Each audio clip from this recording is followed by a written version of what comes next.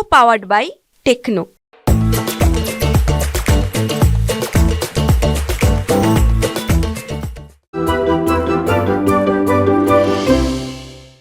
लच्छू सिंह जी का पूछ रहे हैं जो सवाल, वो लेकर आते हैं। लच्छू सिंह पूछ रहे हैं कि 1 लाख रुपए वो निवेश करना चाहते हैं इस बाजार में, किस तरह के फंड उनको चुनने चाहिए। उन्होंने तो सीधा कहा है कि किस फंड में मैं निवेश करूं, पर किस फंड में निवेश करूं में बहुत सारी चीज़ें भी होती हैं लच्छू जी। जैसे हमें ये नहीं पता आप कितने साल तक निवेश करेंगे, ठीक है, आपका रिस्क एपेटाइट क्या है।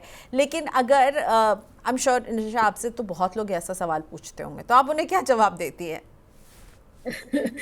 प्रियंका, अगर हम ये जनरली आंसर करना चाहेंगे ये सवाल को, तो हम कहेंगे कि कोई भी एक इक्विटी एंड डेट मतलब एग्रेसिव हाइब्रिड कैटेगरी में बैलेंस फंड में आप इन्वेस्ट कर दीजिए।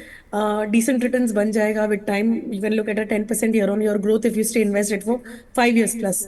That's a good amount, good time for a money to appreciate with lesser risk, much lesser risk compared to a pure equity fund. Okay fine, चलिए अब हम एक question लेते हैं जो मेरे पास पहले से आया हुआ है ईमेल के ज़रिए, पवन रखवाल जी का। मोहाली से हैं पवन जी।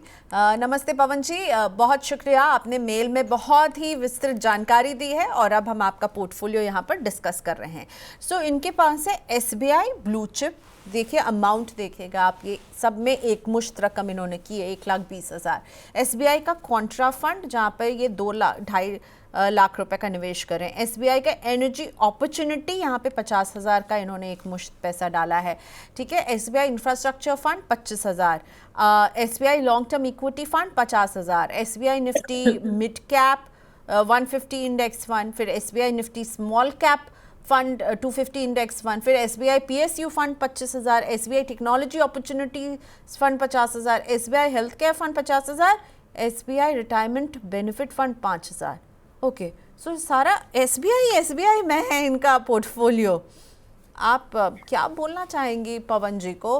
कुछ इनको बदलाव की ज़रूरत है यहाँ पर निशा? प्रियंका, सारे पैसे एक ही फंड हाउस में है, वो है SBI।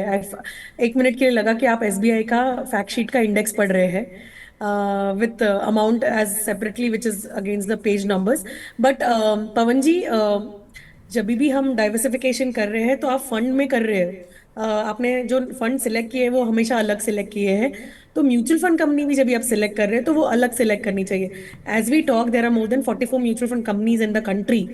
तो आपने एक में ही पैसा लगाया है, तो ये आपकी म्यूचुअल फंड के साथ की बहुत ही कॉन्सेंट्रेटेड रिस्क है। If there is a strategy change और if there are management changes, then all your money will get impacted at one go. तो सबसे पहले आपको डाइवर्सिफाई फंड हाउस के थ्रू करना जरूरी है। एंड इतने सारे 8 lakhs में आपने मेरे ख्याल से 8 फंड बताए, मेरे ख्याल से, है ना? नहीं, तो 11 ग्यारह फंड। ग्यारह ग्यारह या सो 8 लाख में 11 फंड बहुत ओवर डाइवर्सिफिकेशन है। सो आप अगर मान लीजिए कि आपने अपनी उम्र भी नहीं बताई है, ना ही अपने गोल बताए हैं, बट अगर मान लीजिए कि आपके पास लंबा समय है, आप ये पोर्टफोलियो को विद टाइम रीस्ट्रक्चर कीजिए। जैसे मल्टी कैप होना चाहिए, एक फ्लेक्सी कैप होना चाहिए, फिर आप अगर चाहिए तो कोई थीम बेस्ड इन्वेस्टमेंट कर सकते हैं। एंड आपको टैक्स सेविंग की जरूरत है तो ये एलएसएस होना चाहिए, दैट्स इट। एंड अगर मान लीजिए आपको डेट एलोकेशन के साथ अगर करना है तो equity and hybrid, basically equity and debt fund आप कोई भी AMC का ले सकते हैं। Okay, so I am glad Pawan ji कि आपने अपना पोर्टफोलियो भेजा, क्योंकि आप देख रहे हैं आप क्या गलती कर रहे हैं। निशा जी ने एकदम पहले ही बोल दिया कि ये आपने सिर्फ एक ही कंपनी के सारे फंड्स रख लिए हैं। सो प्लीज़, इसमें क्या होता है, आप बिल्कुल भी डाइवर्सिफिकेशन आपको लग रहा है एक ही कंपनी के, तो क्या हुआ, अलग अलग स्कीम्स तो लिए हैं, लेकिन आप सारा पैसा एक ही कंपनी में दे रहे हैं और अच्छी खासी रकम आप निवेश कर रहे हैं।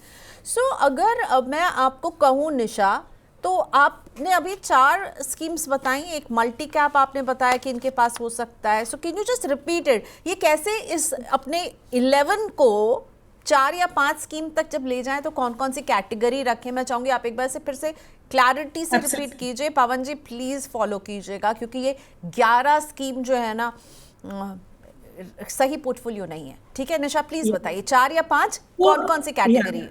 यस, सो हम इनके पोर्टफोलियो में पहले जो हायर अमाउंट है वो रख लेते हैं, जो SBI कॉन्ट्रा फंड है। He can hold on to the contra fund, that's a good fun to hold and it's been consistent return delivery also. So 2.5 lakh है जो SBI कॉन्ट्रा में है। बाकी जो छोटे छोटे इन्वेस्टमेंट है, 25,000 वाले, 50,000 वाले, 5,000 वाले, I think SBI retirement benefit fund, नया पैसा मत 5,000। डालिएगा इसमें। जी। हाँ, उसमें आप डाल नहीं पाओगे, नया पैसा निकाल भी नहीं पाओगे, क्योंकि 5 years का लॉक इन रहता है। सो ये पैसा बाहर नहीं आ सकता, but when ever it is maturing just withdraw it.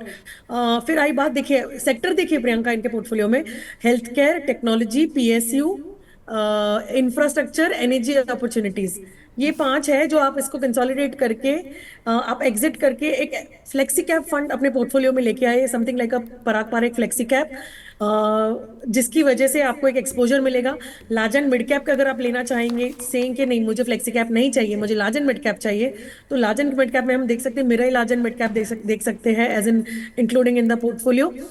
Equity and hybrid जो हम कह रहे थे कि एक अग्रेसिव हाइब्रिड इक्विटी होना चाहिए आपके पोर्टफोलियो में, तो वो आप एक ICICI Prudential large equity and bond fund करके है, आप उसको इंक्लूड कर सकते हैं, या Mahindra Manulife equity and aggressive hybrid fund को ले सकते हैं। सो फ्लेक्सी कैप हो गया या तो मल्टी कैप हो गया, दो में से एक आप बिल्कुल होना चाहिए आपके पोर्टफोलियो में। आप हाइब्रिड फंड ले सकते हैं अपने पोर्टफोलियो में। ये सारे थीमेटिक को आप कंसोलिडेट कर सकते हैं। एंड टैक्स सेविंग की अगर बात करेंगे, तो आप टैक्स सेविंग में भी नया पैसा इसमें मत डालिएगा SBI में, आप सामने टैक्स सेविंग में कैनरा रोबेको ले सकते हैं इक्विटी टैक्स सेवर फंड में।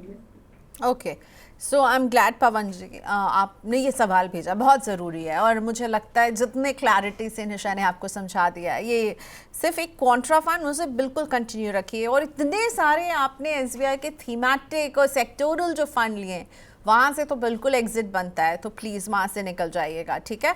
और कुछ और कन्फ्यूजन हो तो प्लीज़ एक फॉलो अप मेल आप जैसे भी कंफर्टेबल हो हमें ज़रूर भेजिएगा। अब मैं लेती हूँ एक question which is very dear to my heart, क्योंकि ऐसे क्वेश्चंस बहुत आते हैं निशा, ठीक है। सम्राट दास जी का क्वेश्चन है और ये बोल रहे हैं, मैम अगर कोई 500 या 1000 रुपए से म्यूचुअल फंड में निवेश शुरू करना चाहता है, जिसको म्यूचुअल फंड के बारे में कुछ नहीं पता है, तो आप उन्हें क्या कहेंगे, कौन सा फंड उनको लेना चाहिए? अभी मैं जो बोल रही, अभी हम जैसे कंजम्पशन वाली बात कर रहे थे, तो एक थीमेटिक या सेक्टोरल लेना चाहिए क्या किसी को 500 से 1000 रुपए का एक नया निवेश शुरू करना चाहता है, जो बिल्कुल फ्रेश एकदम न्यू इन्वेस्टर है, तो आप उन्हें क्या कहेंगे, कहाँ निवेश करें? 500 to 1000 की सिप से वो फर्स्ट स्टेप लेना चाहते हैं निशा। सो फर्स्ट टाइम अगर इन्वेस्ट कर रहे हैं तो बिल्कुल I mean welcome to the club. We are glad कि आप सेविंग्स और इन्वेस्टिंग की तरफ देख रहे हैं। रही बात कहाँ थीमेटिक या कंजम्पशन में थीमेटिक या सेक्टोरल में डालना चाहिए, मेरा आंसर ना है, बिकॉज आप फर्स्ट टाइम इन्वेस्ट कर रहे हो, आपने मार्केट साइकिल को देखा नहीं है। इट्स इम्पॉर्टेंट कि इक्विटी और डेट दोनों का एक्सपोजर लेके आप अपने पोर्टफोलियो में एक इक्विटी हाइब्रिड फंड से स्टार्ट कीजिए। 500 rupees is a decent amount to start with.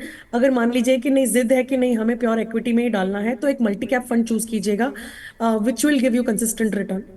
Okay, so एक इक्विटी हाइब्रिड फंड जिसमें आपको थोड़ा सा डेट का भी जो है एडवांटेज वहाँ पर मिले, ये आपकी एक फर्स्ट स्कीम हो सकती है अगर आप बिल्कुल म्यूचुअल फंड वर्ल्ड में फर्स्ट कदम रख रहे हैं। और अगर इफ़ नॉट हाइब्रिड तो फिर एक मल्टी कैप में क्या होता है, आपको हर कैपिटलाइजेशन में निवेश करने वाली स्कीम मिलती है, तो वो लार्ज कैप में भी डालेगी 25%, मिड कैप में भी 25 डालेगी, स्मॉल कैप में भी 25 डालेगी, तो आपका कोई टेंशन नहीं है, वो फंड मैनेजर जो है वो आपको गाइड कर रहा होगा। तो बिल्कुल निवेश शुरू कीजिए सम्राट जी, हम आपके साथ हैं, मानी नाइन आपके साथ है, अपने क्वेश्चन भेजते रहिएगा। पहला फंड कैसे लेना है ये तो निशा ने बता दिया, दूसरे फंड के लिए मैं आपके सवाल का इंतजार करूंगी। आई एम श्योर पहले के बाद आप दूसरा भी पूछेंगे थोड़े दिनों के बाद। अब हम लेते हैं ये सवाल भौमिक बाबूराज जी का है, दिल्ली से हैं भौमिक, और ये सिप कर रहे हैं, 4 स्कीम इन्होंने बताई है। पराग पारेख का फ्लेक्सी कैप है इनके पास 10,000 की निवेश, मोतीलाल ओसवाल के मिड कैप में 10,000 का निवेश है, HDFC का डिफेंस फंड है जिसमें 10,000 की सिप कर रहे हैं, और ICICI प्रू के ब्लू चिप फंड में 10,000 की सिप कर रहे हैं। तो 40,000 का निवेश कर रहे हैं लगभग, हाँ 40,000 का कर रहे हैं। तो बताइए भौमिक जी का ये पोर्टफोलियो आपको कैसा लग रहा है? प्रियंका, डिफेंस फंड फिर से आ चुका है हमारे सामने। I know, one of the favourite themes of India, of Indian investors. तो भौमिक जी, आपका पोर्टफोलियो डाइवर्सिफाइड है यहाँ पर। एक लार्ज कैप फंड है, प्लस आपका एक फ्लेक्सी कैप है और एक मिड कैप फंड है. They are decent funds. You can continue holding this investment and continue this SIP also. Defence fund आपके गोल्स के हिसाब से ट्रैक कीजिएगा. If you have a longer goal then it's worth investing, otherwise आपको defence fund में ज़्यादा allocation नहीं देना चाहिए. को पावर्ड बाय टेक्नो.